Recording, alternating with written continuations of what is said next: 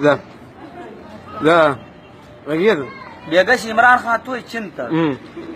اته ټلیفون راوکړي مرګ ځوان کې کیږي زه به تا ته چکر در ولګوم یو وری کلیوار یو غریب توی خو د ملک پریشانی ده لږ روپۍ خو نه نواز شریف ګرد ټوله دنیا یې خوړلې ده بالکل دا صحیح خبره هغه زم په منډه کې ما ټرالۍ ودروله لکه ټالۍ رالم د جهاز کته په ټال کې ټال کې څرنګه کته سو اته مې ورته وویل چې هاي سوړ کار وا دور په منډه کې اته مې کور په لیونی غو کو زر درې ښکنه جوړه کړله لګي غوښې پخې کړې وچه غوښه کنه وخت یا علم والا یار دای خو ډیر ساده سړی ده دای چې اوس له ما سره راځي کنه تاسو بګنا چرګان مایان دا شیان سړی په پویو پورې مړی خوري اکورات هم مرته پر کړو ودرېده ما چې مړی تیار کړ مړی یې وخوړله چې غریب و چې زه اوس کور ته نه ځم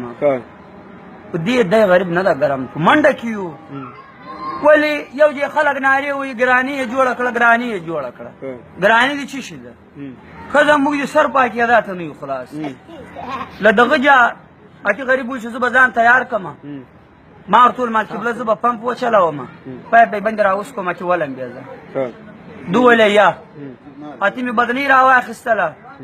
لنګ مې راواخیستو ته دی په نار کې ولمبېدو په نار کې چې ولمبېدو له دغه جا اتې له دغه جا ډریک اتې د کالي شو هغه غریب پاک ورې لمر ته ویړ کړو ورې لمر ته ویړ کړو هغه وچ سولو اتې هغه کالي واغوستل په یوه زړو کالو کې غریب ولاړ بدوب چې میران ته اوس یې له ما سره رابطه د خدای دې بخیر راولي چې انشاءالله له دېرې راشي ده ویل بیا به مجلس هم سره کوو مړۍ به هم خورو ډېر غریب ډول بیا په منډه کې وایي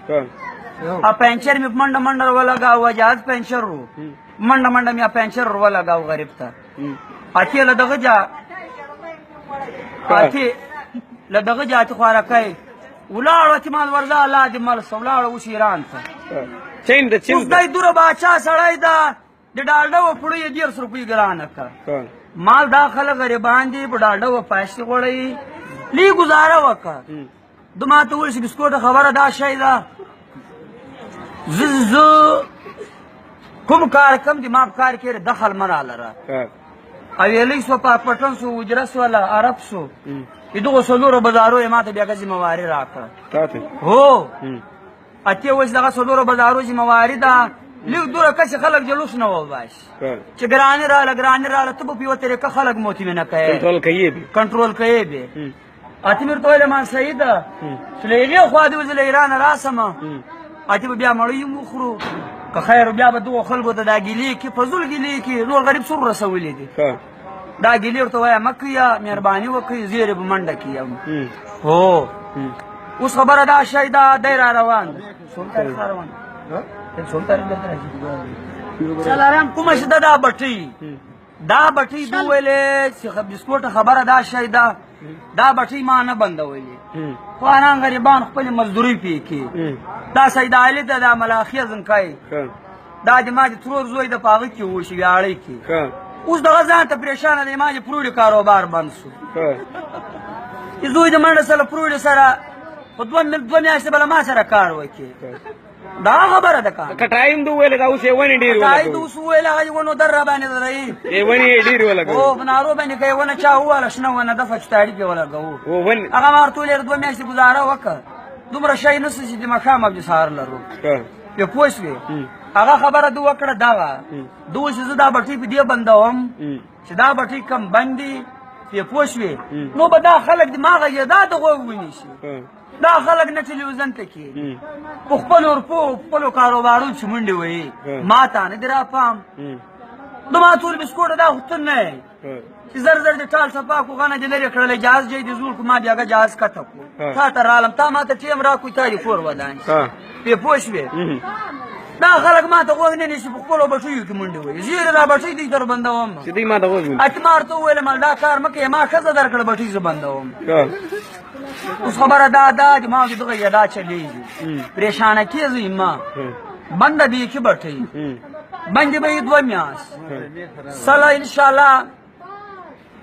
دی غریب خو دوره نه ده خلاص دا میښې چې وشوې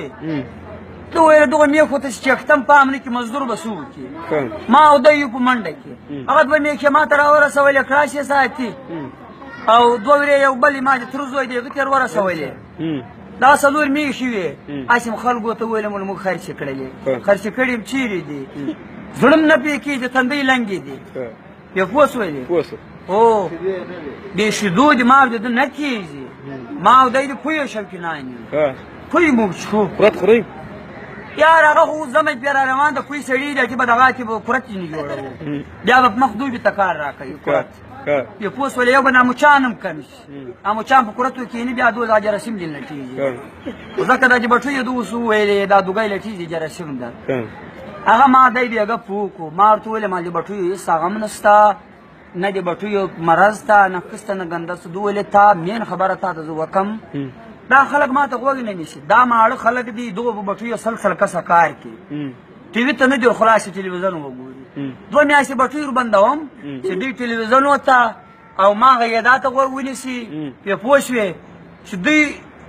ما ته پوه راورسېږي چې زه څوک یم پرې پوه شوې دا خبره اصل ده دغه لمبر یوه یو د ما ته وویل چې له ډېرې به لونګۍ په سر کوې خټې سر زه په دې شخوا بدوم برېتونه به خرېیې لکه یې ماشې خرېیلې دي ما ورته ویل ما صحیح دی دوه ورځې ودرېدې دغه زه خلاص نه یم له لونګۍ چاته ویله ما ټیسر راغلی 8000 هغه ټیسر خو اوس دو سپېشل ورې پیدا کړی دی یو جې په ملتان کې په 8000 روپۍ دغه یو منجاری دی دو ولد دی منجاری بیا دی بیا پوه شولې هغه منجاري ته بېګه ته ټلیفون ورکړی و منجاری دی بیا پوره شی ده دغسې بله خوا وتلی ده دوس انشاءالله دورې روټ در ولګېږي